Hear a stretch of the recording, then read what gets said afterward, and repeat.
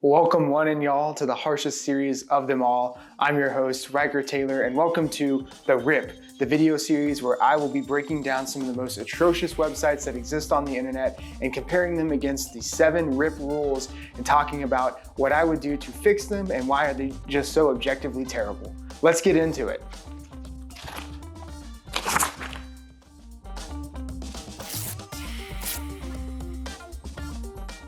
In today's episode of The Rip, I'm going to be checking out a website called TorontoCupcakes.com. I haven't seen this website before. My team has picked it ahead of time. I'm about to go to it, so my reaction is going to be raw, real, and authentic. My first time seeing it. Okay, so here we've got it. The first rule of the RIP rules is going to be the home page. The home page has got to communicate what the business is clearly. You need to know immediately what the business does and be able to just quickly understand where, how to get where you need to go. So let's take a look at this.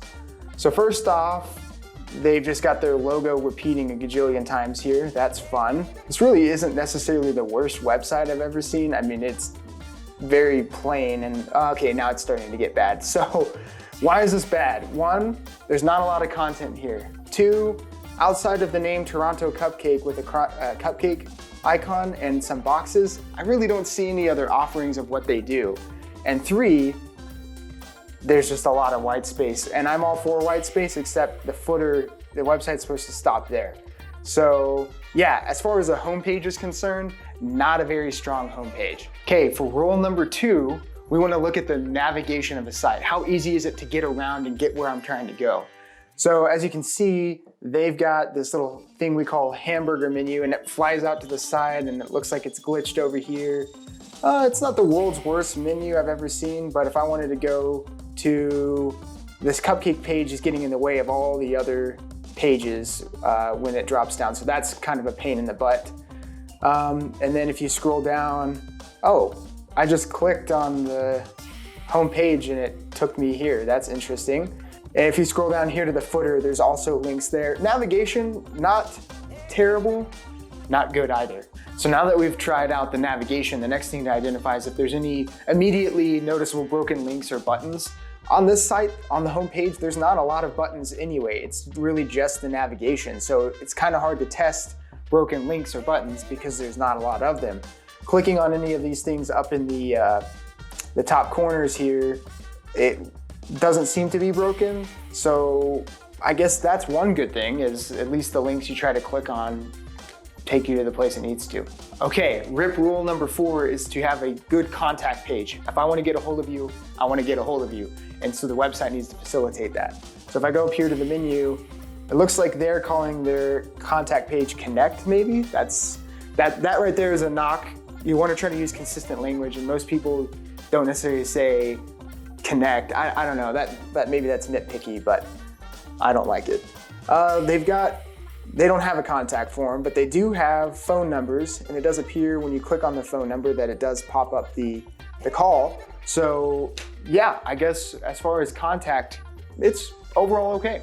Okay, RIP rule number 5, load time. So this is something that we've already experienced going through the site, and I gotta say, it's loaded pretty well every time we try to click on something, but you can see if I click on this page or this page, it's honestly pretty snappy in load time. So it's a good thing for RIP rule number 5. Okay, for RIP rule number 6, we're just gonna be talking about the overall design of the site. This is where I probably have the harshest criticism for the site is, 1, you've got this repeating logo 7 times. I don't need to see your logo 7 times at the top. I don't know if that's a glitch or what. 2, it's pretty much black and white with this one weird pastel pink looking thing going out at the top. And then you've got I'm pretty sure that's Comic Sans.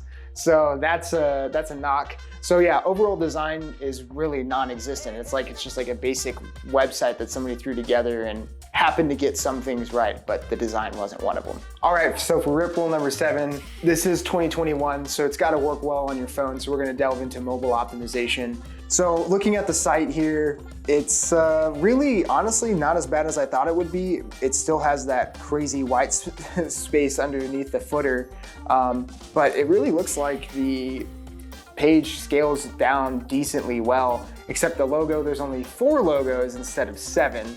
And jumping around on the other pages, the navigation is meh. It's really more of the same. Like honestly, the mobile isn't that much different from the desktop. It doesn't necessarily make it any worse. All right, so wrapping up this episode, kind of giving my final thoughts. As you can see, I've got the homepage pulled back up in front of me here. Yeah, I think it's not the worst site I've ever seen, but it's certainly not up to 2021 standards. If you've got a great storefront and a great product, your online presence should mirror that, not take away from that. And I feel like this site takes away from anything that they might have going on for them in their in-person experience. And that's what you really gotta focus on if you're watching this video and you have a business. Really focus on, is my site taking away from my in-person experience? Okay, that's it for today's episode. Thanks so much for tuning in. I'm looking forward to doing more of these in the future for sure. The fourth Friday of every month is when you can expect one of these new episodes to come out. And yeah, follow us on social media, Facebook, Instagram, Twitter, YouTube. We'll catch you in the next one.